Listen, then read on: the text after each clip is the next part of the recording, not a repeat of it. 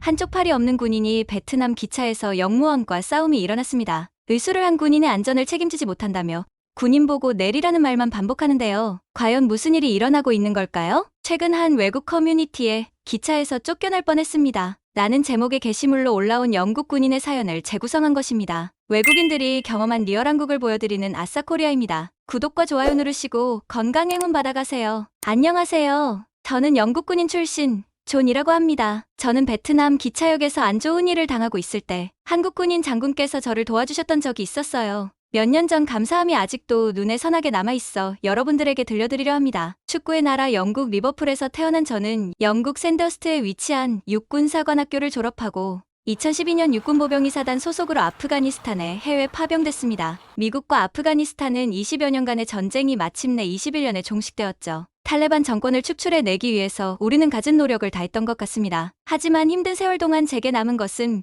명예로운 훈장과 더불어 한쪽 팔을 잃게 되는 장애였죠. 전쟁 중에 한 팔을 잃게 된다는 것은 어떤 고통이신 줄 아십니까? 저는 태어나서 그런 고통은 처음 겪었어요. 처음 한 팔을 잃을 때는 믿기지 않아서인지 고통이 느껴지지가 않았어요. 그런데 한 10초 정도가 흘렀을까요? 그때부터 극심한 고통으로 인해 눈을 제대로 뜨지도 입을 다물지도 못한답니다. 저는 당시 눈이 잘 안 보이는 병에 걸린 건지 한 번씩 뿌옇고 희미하게 보여질 때가 있었거든요. 그래서 아프가니스탄 적군들이 설치해 놓은 폭발물을 제가 제때 피하지 못한 것입니다. 그때 제 동료 마이클은 이렇게 말했다고 하더군요. 존! 그곳은 안 돼! 적군의 폭발물이 있는 곳이야! 왜 그곳에 간 거야? 얼른 나와! 제가 있던 곳은 간이 용병칸이었거든요. 하지만 저는 동료의 소리를 들어도 제대로 볼 수가 없었어요. 순간 주변이 뿌옇게 되기 시작했으니까요. 먼 곳에서 동료가 손을 휘저으며 저를 동료 쪽으로 오라는 제스처를 취했었어요. 희미한 시야가 조금씩 선명해지기 시작할 때 동료의 다급한 모습 속에서 폭발물이 제 옆에서 바로 터져버린 것입니다. 저는 바로 영국 국군병원으로 이송되었죠. 다행히 목숨만은 살 수 있었지만 한쪽 팔과 한쪽 귀를 잃게 되었어요. 그로 인해 영국 정부의 포상과 훈장인 웨일스 어가드 훈장을 받게 되었답니다. 전쟁 속에서 저는 빠르게 먼저 복귀하였습니다. 어릴 적 부모님이 돌아가신 저에게 피부치라고는 베트남에 있는 이모가 전부였어요. 의수를 차긴 했지만 혼자서 아무것도 해나갈 자신도 없었을 뿐더러 이모가 너무나 보고 싶은 것입니다. 그래서 저는 이모에게 자초지종을 설명하고 베트남으로 넘어갔습니다. 그리고 이모는 베트남 하노이에서도 시골에 있어서 다시 한번 기차를 타야 했어요. 당시 돈을 아껴야 했기 때문에 베트남 기차편을 이용했습니다. 저는 의수에 익숙지 않아서 불편하게 캐리어를 끌어야 했어요. 그런데 많은 베트남인들이 저를 향해 눈살을 찌푸리는 게 아니겠습니까? 그리고 그들은 자기네들끼리 베트남 말로 뭐라고 말하는데 베트남어를 제대로 모르고 있었던 저로서는 그저 블라블라 이런 형태로만 들렸어요. 몸 상태 때문에 정신이 하도 없어서 그런 걸 신경 쓸 겨를도 없었죠. 그렇게 정상 시간에 기차를 탑승하게 되었고 저는 기차 내부 통로에서 제 좌석을 찾으려 애를 썼습니다. 그런데 누군가 저의 어깨를 툭툭 치는 게 아니겠어요. 저는 불편한 목 돌림으로 그를 향해 얼굴을 돌렸죠. 그는 바로 베트남인 영무원이었습니다. 고객님 의수를 착용한 채 기차를 탑승할 수 없으십니다. 지금 바로 내려주시겠어요? 그의 어눌한 영어를 저는 제대로 듣지 못해서 다시 한번 되물었을 때 그는 한쪽 눈꼬리가 싹 올라가며 불편한 기색을 보이면서 말하더군요. 기차 탑승 중 위험에 처할 수 있는 건강 상태로는 기차에 탑승할 수 없습니다. 내려주세요. 저는 당황하며 말했어요. 저는 아프가니스탄 전쟁에서 폭발물로 팔과 귀를 잃은 군인입니다. 베트남에 하나밖에 없는 제 가족이 있어서 그를 보러 가는 거예요. 제가 탑승이 불가하면 사전에 말씀해 주셨어야지. 지금 와서 이게 뭔가요? 영무원은 제 말을 듣는 척도 하지 않은 채 제 가짜 팔인 의수를 잡아당기더군요. 안 그래도 서러운데 이런 대우까지 받으니 정말 억울하더군요. 제발요, 부탁드립니다. 이모를 보러 가야 합니다. 제발. 저는 울면서 이런 식으로 사정사정해야만 했어요. 왜 승차 거부를 하는 것인지 제대로 설명도 하지 않은 채 저에게 다그치면 나가라는 소리를 하는 그를 이해할 수 없었어요. 그렇게 어찌할 방도가 없어 곤란하던 차에 갑자기 한 아시안 남성이 등장하게 되었어요. 그는 한국 중년 아저씨였고 영어와 베트남어를 굉장히 유창하게 하시더군요. 이분은 나라를 지키려다 팔과 귀를 잃으신 분인데 어떻게 그렇게 모질게 구시나요? 이분이 괜찮다고 하지 않았습니까? 혹시나 의수 때문에 위험한 상황이 오면 제가 책임지도록 할게요.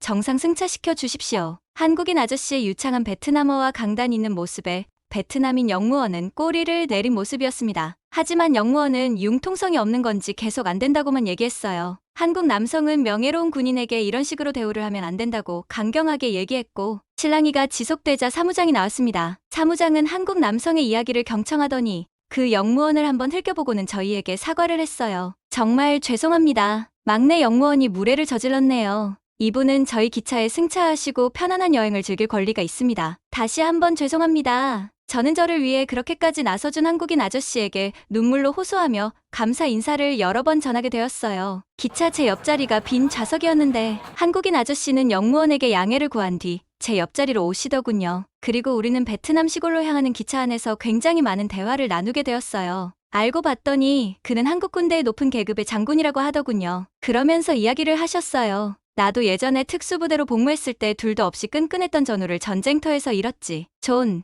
당신의 미소와 생김새가 그때 영국 친구와 굉장히 닮아 있더라고. 지금도 참 보고 싶지. 내가 많이 그에게 의지했었거든. 타지 생활은 아무리 군인이라도 외롭지 않은가. 아프가니스탄과 미국의 끊임없는 전쟁 정말 사라져야 한다네. 하지만 우리가 할 수 있는 건 그저 나라를 지켜내기 위해 군인으로서 복무를 다하는 것이 아니겠는가. 존, 당신 또한 비록 전쟁을 통해 지금처럼 팔과 귀를 잃게 되었지만 불의의 사고라고 생각하지 말게나. 영광이 표식이라고 생각하면 마음이 한결 낫지 않을까 싶네. 당신의 앞날을 누구보다 응원하겠네. 그렇게 말하고 있던 그의 동공은 공허하게 허공을 바라보고만 있었고 눈 안에는 그리움과 깊은 해안이 담겨있는 듯해 보였어요. 그리고 눈가에는 반짝거리며 눈물이 맺혀 있더군요. 그가 그때 제게 해주었던 말은 제가 남은 인생을 열심히 또 누구보다 자랑스럽게 살아갈 수 있는 원동력이 되어주었답니다. 그가 영어와 베트남어를 능통하게 할 수 있었던 것은 바로 특수부대 출신이었기 때문이었어요. 한국이라는 나라와 한국인에 대해 평소에 별다르게 생각한 적이 없었죠. 세계 유일의 분단국가 중 잘 사는 남쪽 나라 정도로만 인식하고 있었으니까요. 하지만 그것을 계기로 저는 한국에 대해 깊은 관심이 생겼답니다. 이렇게 남의 아픈 마음을 다독여 줄 줄 알고 위로해 줄 아는 사람의 나라는 어떤 나라일까 싶었죠. 저는 그와 헤어지기 전 연락처를 물어보았어요. 아저씨, 오늘 일 너무 감사하기도 하고 평생토록 제가 은혜를 보답할 수 있게 기회를 주시겠어요? 연락처를 여쭤봐도 될까요? 아저씨는 흔쾌히 제게 연락처를 건네주며 듣던 중 반가운 소리네. 이모를 보러 베트남으로 간다고 했는가? 베트남에서 쭉 눌러 살 거야? 아니면 리버풀로 복귀를 할 것인가?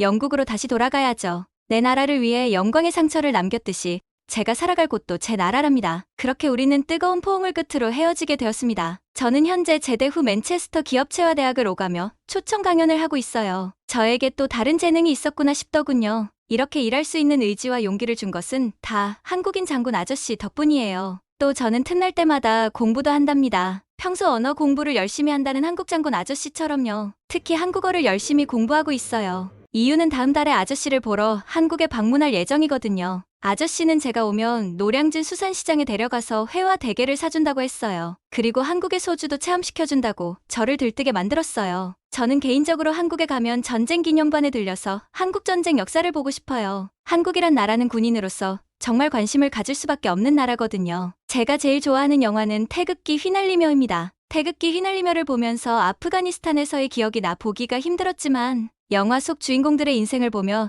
남자답지 못하게 눈물을 흘리고 말았어요. 한국에 대한 기대감으로 이야기가 길어졌네요. 아마 아저씨가 제 유창한 한국어를 들으면 깜짝 놀라시겠죠. 제 사연은 여기까지입니다. 들어주셔서 감사해요. 존님의 감동 사연 잘 들었습니다. 멋진 존님의 앞날을 항상 응원할게요. 전 세계 구독자님으로부터 사연을 제보받고 있습니다. 신중히 검토 후 영상으로 제작해드리겠습니다. 많은 사연 접수 부탁드릴게요. We are receiving stories from subscribers around the world. We will review them carefully and produce them into videos. We ask that you submit many stories. Thank you. 지금까지 아싸코리아였습니다. 감사합니다.